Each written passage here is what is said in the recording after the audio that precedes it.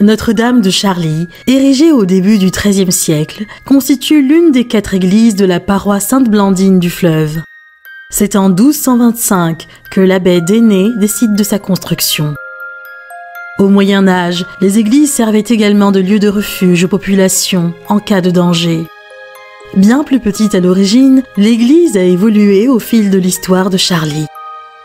Elle fut agrandie en 1555 et le clocher détruit. Le chœur fut édifié à voûte basse ogivale, éclairé de 5 fenêtres et surmonté d'un clocher.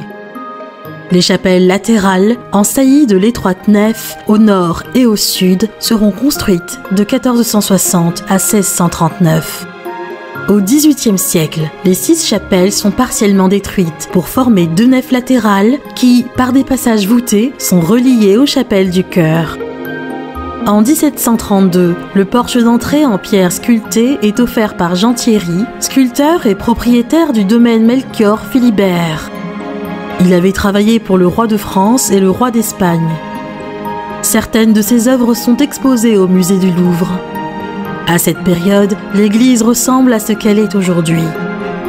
Sous la Révolution, le curé de la paroisse est arrêté et l'église sera fermée 10 ans, abritant des réunions politiques.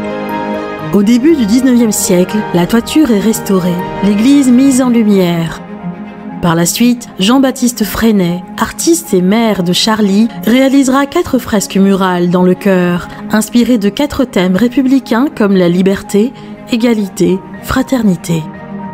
La dernière peinture représentant le Christ délivrant l'innocence enchaînée fut achevée en 1853.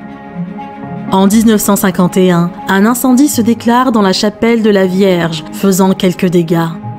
Le père Louis Vignon, emblématique curé et historien du village, s'installe en 1954 et n'aura de cesse de faire évoluer Notre-Dame en épurant la décoration, transformant le cimetière en jardin de la paix, changeant les vitraux par ceux de Raphaël Lardeur et Louis Ribes, maître verrier.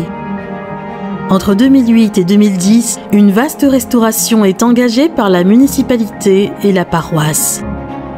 Notre-Dame de Charly recèle bien des trésors, comme le confessionnal de 1690, les boiseries de 1738 inscrites à l'inventaire des monuments historiques, l'autel du XVIe siècle, les fresques de Freinet ou encore les différentes statues de bois ou de terre cuite, dont la plus ancienne, représentant Saint François de Sales, date du XVIIe siècle.